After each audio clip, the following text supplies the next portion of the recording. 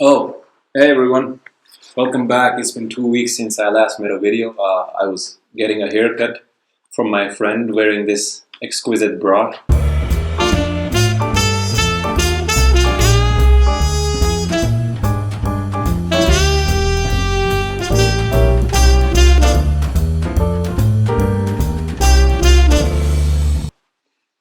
Never mind. Okay, so you remember in my last video or one of my last videos, I talked about how the iPhone SE was a good mid-range phone. Yeah, about that. Well, it turns out maybe it's not a good mid-range phone. So I just want to go over a few things. When the iPhone SE came out, we thought that it was a good phone. I thought it had the iPhone 11's camera. We were wrong. If you watched my last video, I talked about how it has the iPhone 8 camera. So, and there are problems. Obviously I don't have the phone, but I've seen videos of people.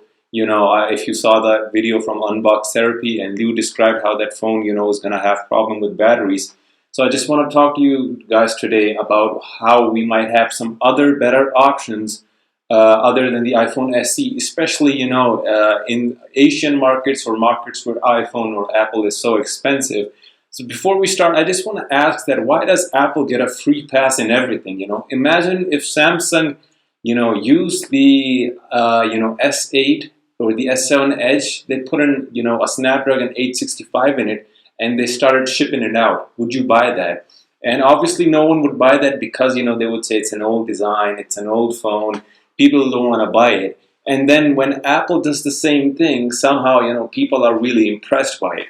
So I just don't get it. But first let's go over the problems that I find with the iPhone SE that I think you should consider. First off, the price. For example, in Pakistan, the phone is selling for 120,000 rupees. And that's something like $700. So imagine a $400 phone selling for $700 in some markets.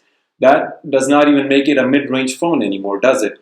Other than that, the phone has a small battery, the battery of an iPhone 8, but it has an A13 bionic chip. What that means is that when you put too much load on the phone, the battery is going to drain real quick. And when you charge your phone, it's going to take a whole day because it has a 5-watt, charging brick. So that's some of the slowest charging you're going to see. Compare this, to recently, I think the Poco phone, came out, the newer model. It's a $300 phone, and it comes with a 27-watt charger in the box. Now imagine that, and imagine Apple giving you a 5-watt charger from the dinosaur era. So there's a difference. Other than that, the phone has huge bezels. I've talked about this before. In this modern age, you're looking for bleeding-edge technology, especially in the mid-range market. Brands like Samsung, OnePlus, they're trying to make phones that resemble their flagships. And I'll come to this later. But iPhone, it's going with the back old design, and it's, certainly not impressive. They're going to have problems with the price, with the battery, and, you're going to have problems with charging as well. So when you combine these things, is iPhone SE a really good option for you? Consider the fact that you're buying a phone just for the camera and the speed. If you're saying in 2020 that battery does not matter to you, you're a big fat liar. So let's talk about other options. Obviously there are many options in the market, but I've actually picked out two, the Samsung A51 and A71, because, Samsung is a good leader in the mid-range market. How do they compare to the iPhone SE? Well, for once, they have punch hole cutouts for the camera. They don't have those huge bezels that, people really hate in these days. So that's an added plus. Also, they have 4 cameras.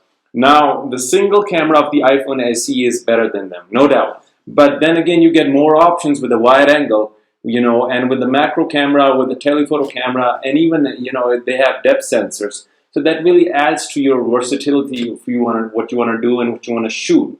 So that's another added plus. Also, the A51 comes with 15-watt fast charging. The A71 comes with 25-watt fast charging. So these are phones that are actually closer to flagships because I currently use the Note 10 Plus and it has 25 watts fast charging. So these are phones that actually resemble their flagships opposed to the iPhone SE, which is a mid-range phone, and Apple tries to make it look like it is a lower end phone with the old body.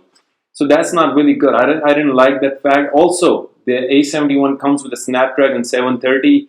And the A51 comes with the Exynos 9961. So these are again latest chips that Samsung has put in these phones. No doubt the iPhone SE will be quicker, it will have a better camera, but it will not have a better battery. The A51 has a battery that has 4000 mAh charging capacity, and the A71 has a 4500. So you can see the difference in the battery. They're gonna last whole days, and the iPhone SE maybe not so much. So when you put these things in comparison and you put the value that you're getting, you can get the A51 for like $320. You can get the A71 for $420. Now compare this to the iPhone SE, which is going wild at $700. You really do have a dilemma on your hands. I think that if you live in USA, in UK, or other markets where the iPhone ships with its original pricing, then you got a good deal. But if you're in markets like we are in Pakistan, in India, or other markets, then it's going to cost you so much and you can get so many better options. So I'm not really sure that Apple iPhones SE is the best option for you right now. Mid-range phones are really good. The Poco phone just came out, but I'll do another video on that. I just wanted to use this video to talk about why you might have better options than the iPhone SE. And that's been it for this video, guys. If you like this video, press like, hit subscribe, and follow my Instagram page and my Facebook page. And I'll be doing a giveaway soon. I don't know yet of what it will be, but I'll tell you guys. And hopefully I'll see you guys in the next one. Till then, take care. If you don't, I don't care. But anyway, bye-bye.